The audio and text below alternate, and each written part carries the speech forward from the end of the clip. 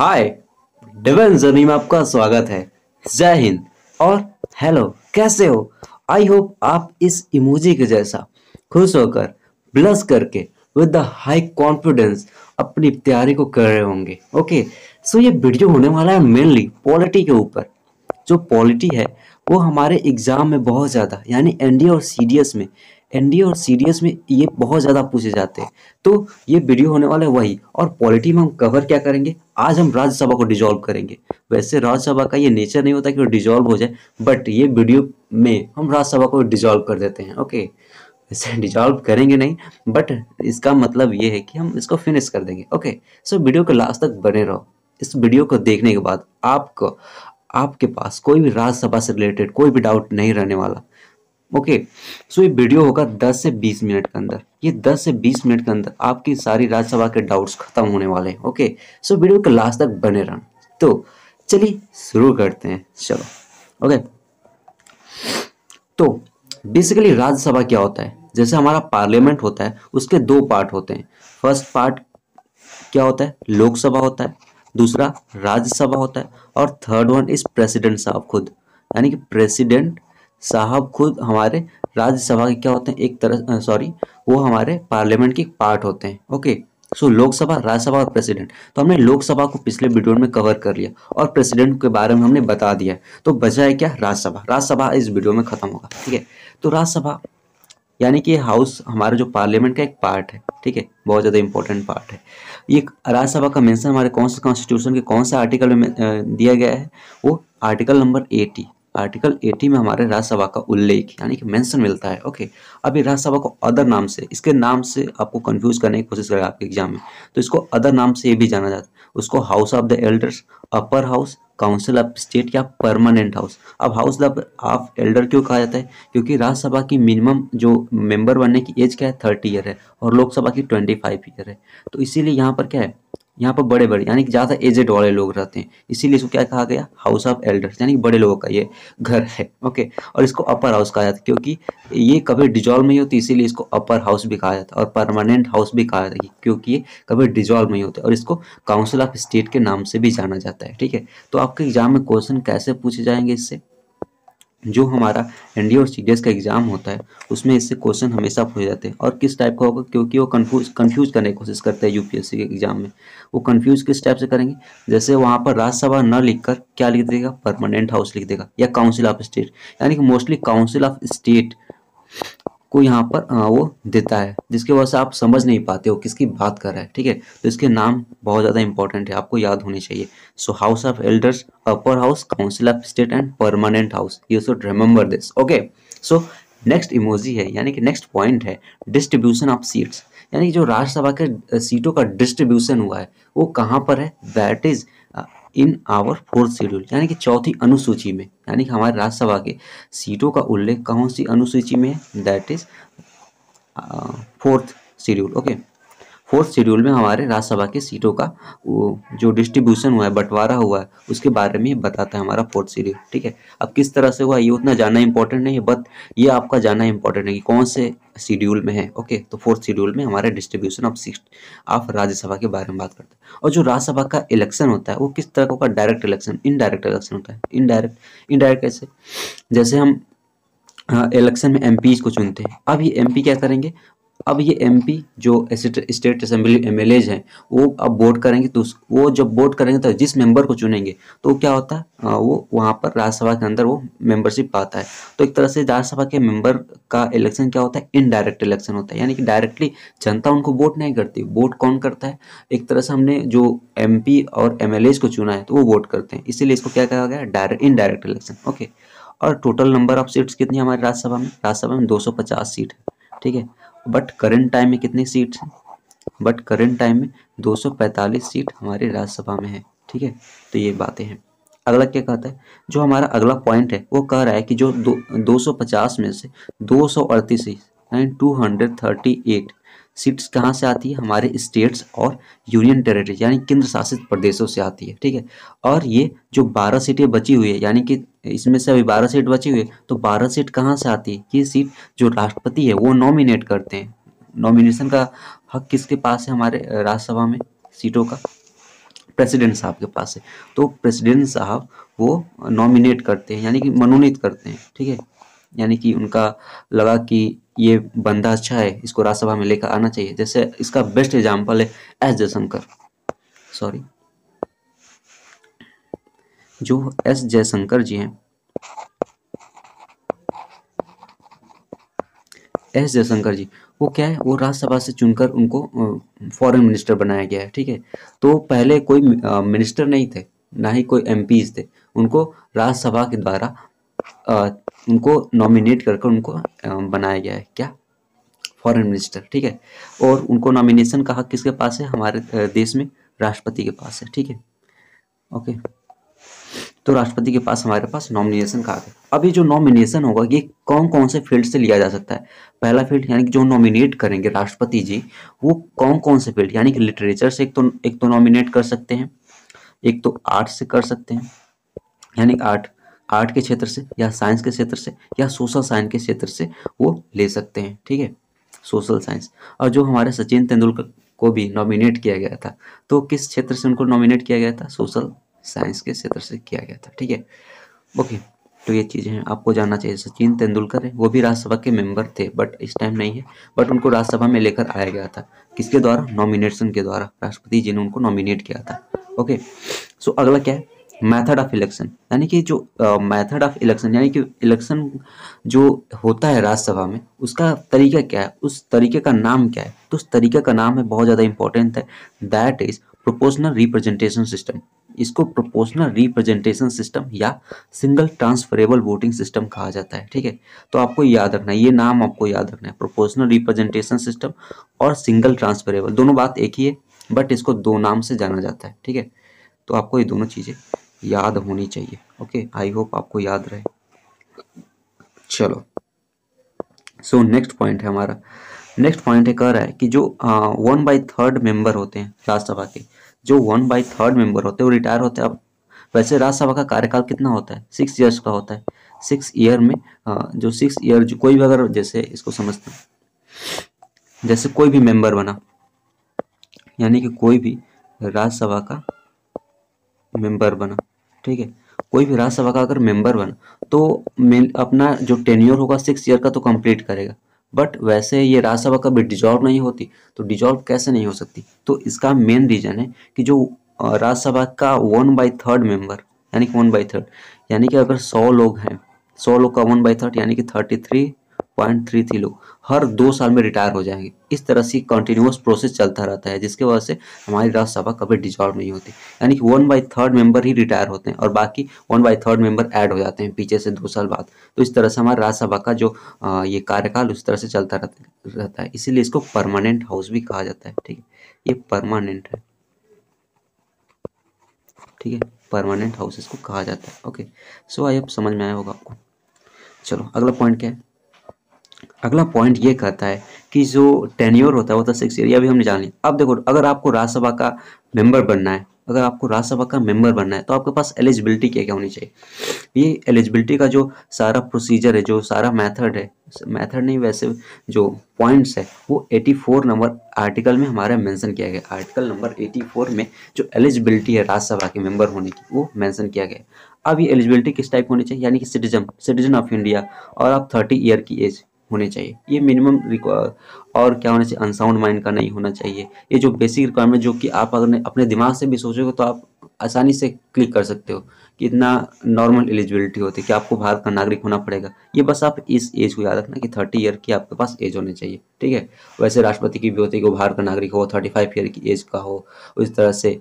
अच्छा, ये बता सकते हो, प्राइम मिनिस्टर, अगर आपको पीएम बनना है तो आपकी मिनिमम एज रिक्वायरमेंट कितनी होनी चाहिए, मिनिमम एज रिक्वायरमेंट कितनी होनी चाहिए आप, अच्छा नहीं पता।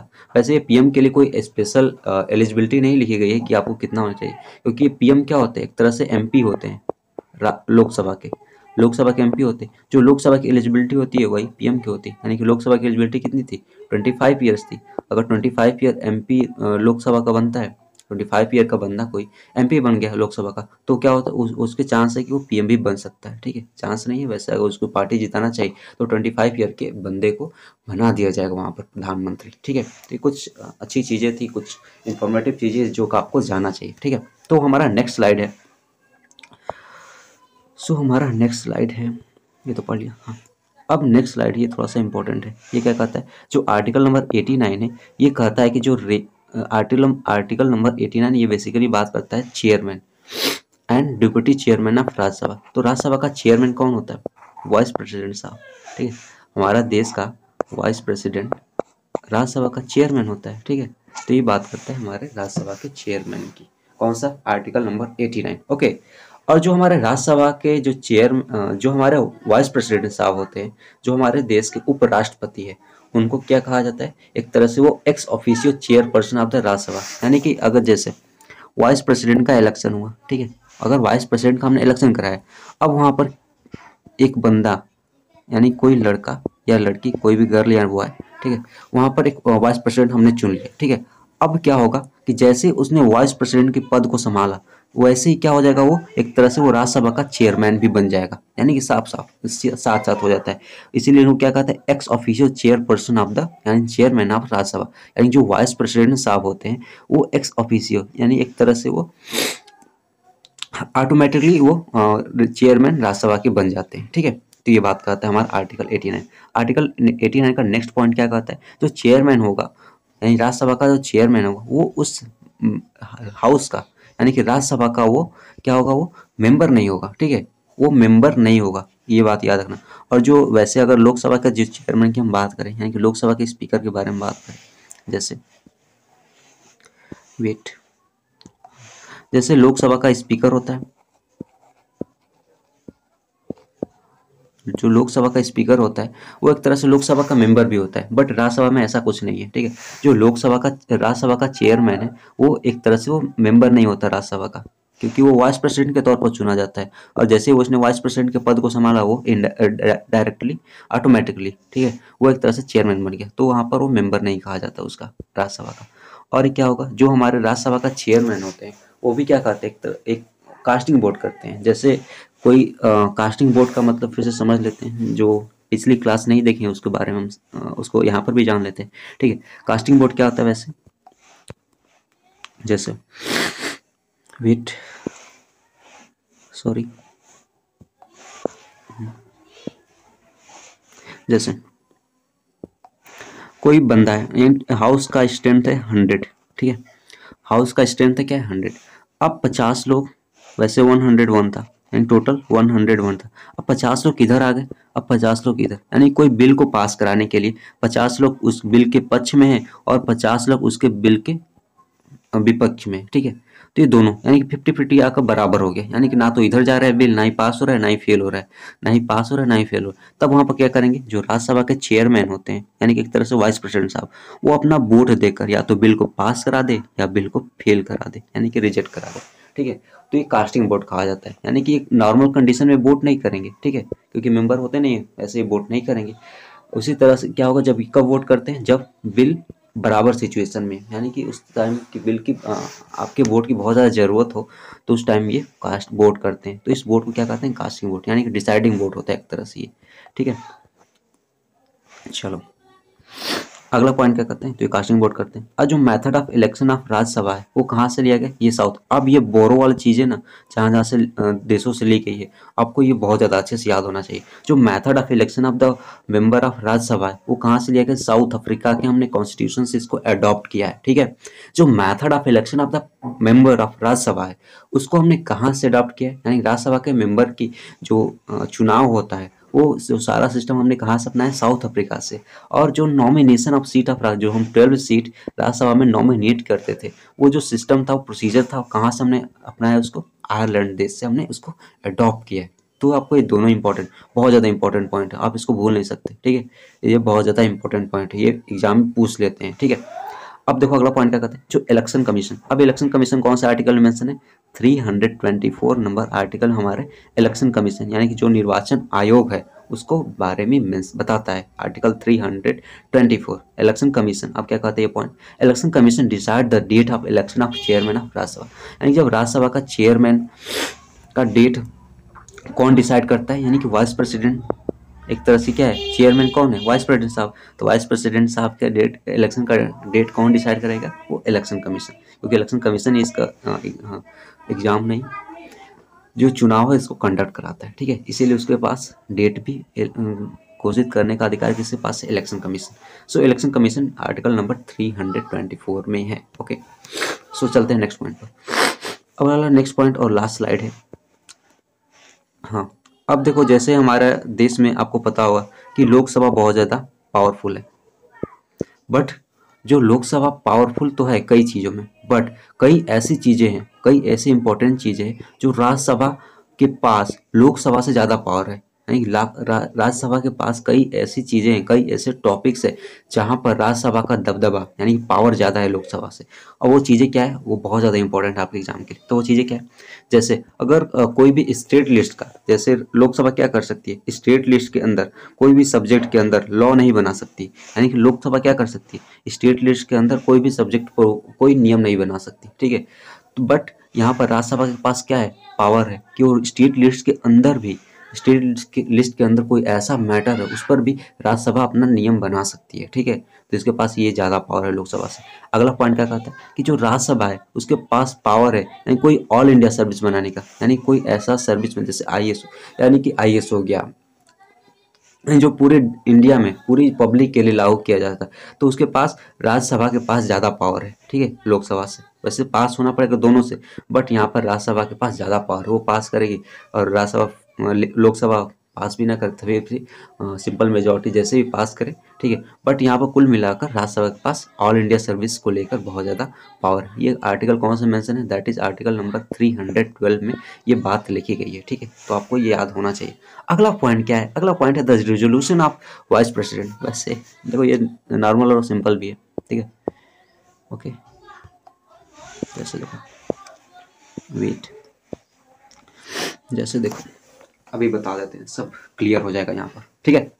चलो, सो जो रिजोल्यूशन होगा यानी वाइस प्रेसिडेंट को हटाने का जो प्रोसेस होगा वो कहाँ स्टार्ट हो सकता है, राज्यसभा में। अच्छा ये बताओ, अगर भारत में कोई हम प्रधानमंत्री को चुन रहे हैं, ठीक है, तो प्रधानमंत्री को हटाने का काम पावर किसके पास होगा, भारत के नागरिक के पास। यानी कि अगर इंडिया के लोग PM को चुन रहे हैं तो हटाने के पास किसके पास पावर होगा, इंडिया के लोगों के पास कि अमेरिका के लोगों के पास होगा, नहीं ना। उसी तरह से ये भी जो ये वाइस प्रेसिडेंट क्या होते हैं, एक तरह से राज्यसभा के चेयरमैन होते हैं। तो अगर वाइस प्रेसिडेंट को हमें हटाना है तो सबसे पहले हम क्या करना पड़ेगा, जो रेजोल्यूशन होगा यानी जो ये प्रस्ताव होगा वो कहाँ से स्टार्ट किया जाएगा, वो हमेशा राज्यसभा से स्टार्ट होगा। क्योंकि ये वाइस प्रेसिडेंट क्या होते हैं, एक तरह से एक्स ऑफिशियो पदेन सभापति होते हैं हमारे राज्यसभा के, ठीक है। राष्ट्रपति जैसे ही बने वो, और तुरंत वो क्या होगा, ex officio chairperson of the Rajya Sabha भी बन गए, ठीक है। तो इसीलिए जो रिजोल्यूशन होगा वाइस प्रेसिडेंट को हटाने का वो कहाँ से स्टार्ट किया जाएगा, राज्यसभा से ही स्टार्ट किया जाएगा, ओके। सो बहुत ज़्यादा कॉमन और इंपॉर्टेंट पॉइंट है, ओके। सो चलते हैं नेक्स्ट पॉइंट पर। सो नेक्स्ट पॉइंट है during the emergency all law, यानी कि जब इमरजेंसी चल रही होती है, जब इमरजेंसी होगी कभी, वैसे लगी नहीं है, वैसे बस प्रेसिडेंशियल रूल लगा है। प्रेसिडेंशियल रूल कौन सा आर्टिकल में से, 356 नंबर आर्टिकल में प्रेसिडेंशियल रूल यानी राष्ट्रपति शासन को हमने लगाया जाता है, ठीक है, कई राज्यों में लगाया है, ठीक है। और बाकी जो नेशनल इमरजेंसी और फाइनेंशियल इमरजेंसी अब तक हमारे देश में लगी नहीं है, ओके। तो जो during the national emergency all law यानी कोई भी अगर नियम को पास कराना है, कोई भी नियम को एक्ट बनाना है, ठीक है, कोई भी अगर बिल को हमें एक्ट बनाना है, ठीक है, अगर कोई भी बिल को हमें एक्ट बनाना है तब क्या होगा, बस वहाँ पर राज्यसभा से ही पास करके उस बिल को एक्ट बना दिया जाएगा और प्रेसिडेंट साहब वहाँ पर साइन कर देंगे, ठीक है। तो ये जब कब होगा, जब इमरजेंसी लगी होगी, ठीक है। इमरजेंसी का प्रोसेस 3 आर्टिकल में, कौन कौन से आर्टिकल है, 352 में नेशनल इमरजेंसी, 356 में प्रेसिडेंशियल रूल और 360 में कौन सा है हमारा फाइनेंशियल इमरजेंसी लग सकता है, ठीक है। तो ड्यूरिंग द इमरजेंसी ऑल जो लॉ होंगे और एक्ट होगा वो पास कहाँ से होगा, बस राज्यसभा से पास होगा, ठीक है। तो आई होप ये बहुत ज़्यादा छोटा और अच्छा आपको लगा होगा वीडियो, ठीक है। तो इस वीडियो को लाइक करो, और कुछ भी थोड़ा सा भी सीखने को मिला होना है तो लाइक तो एक बहुत ज़्यादा छोटा काम है, कर सकते हो यार, बगल में होता है क्लिक कर सकते हो, ठीक है। और चैनल को सब्सक्राइब कर दो ऐसी वीडियो के लिए, बिकॉज ऐसी वीडियो जो हमने पूरी पॉलिटी की सीरीज स्टार्ट की है आप देख कर इसे पढ़ सकते हो, अपने एग्जाम को क्लियर कर सकते हो, okay. So please do subscribe and like my video. So bye, take care and जय हिंद, ओके। सो पढ़ते रहो।